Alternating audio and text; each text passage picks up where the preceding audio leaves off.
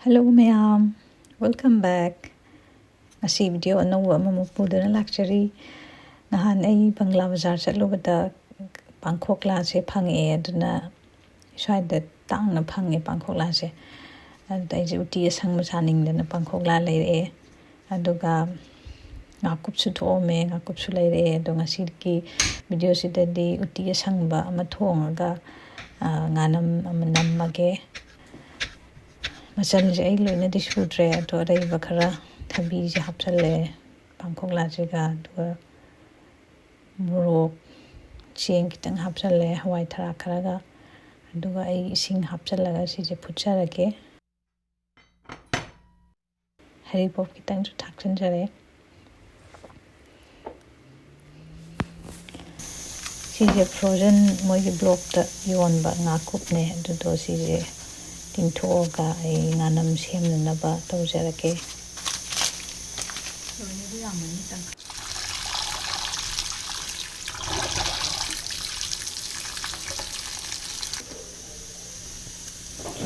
yumdagi aina ngangla kanghalaga porakpane ba adasida adum marmak saning ba kanda ngahak tingthoga pophallaga dum anum gumanam dum magi manam do mahaw do dum mangda bidale ado ay ngangla je mani lauthoga tingchallaga nganam je sida namjarage thum soda backup maroi mapang khara hapchale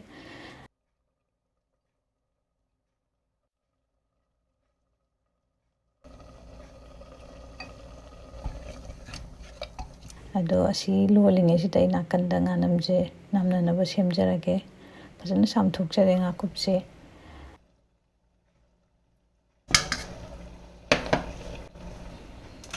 maroi marang mayam siga fajana tosanjarage moro tekpa khara hapchale andagi maroi khara hapchale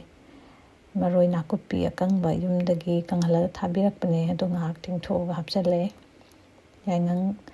achu khara thakchale adagi ngari anamba kitang singumba kitang hapchale padigum powder kitang hapchale thum hapchanjare morok si sado mande numakup kitang hapchalage aduga ai phajana tochallaga nganam namjarage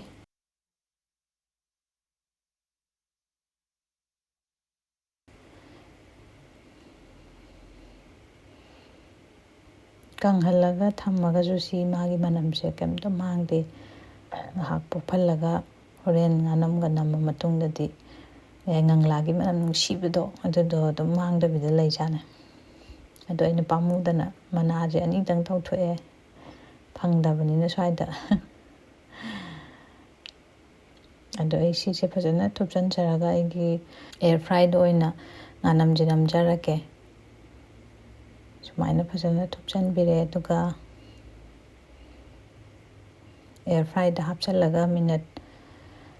15 gumba thamjarage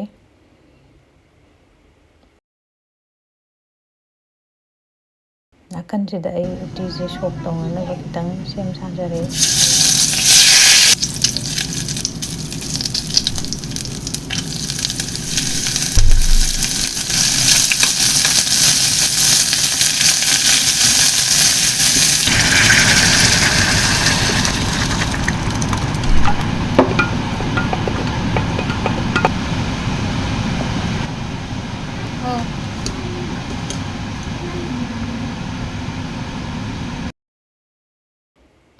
tije loisanjare ado ai somda nganam jiju yare lokthokpa mullabra yengjarage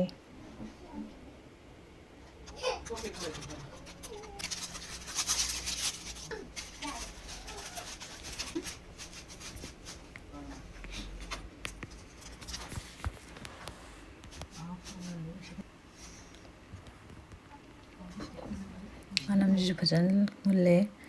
imoinu magi kitang katchare aduga ai chaluk semjarage asini ngasi ga ai achamba metai Ooti Asangbaga nganamga adudi matang swai loisinjarage mayam mathangi video da amuk thengnarasi bye bye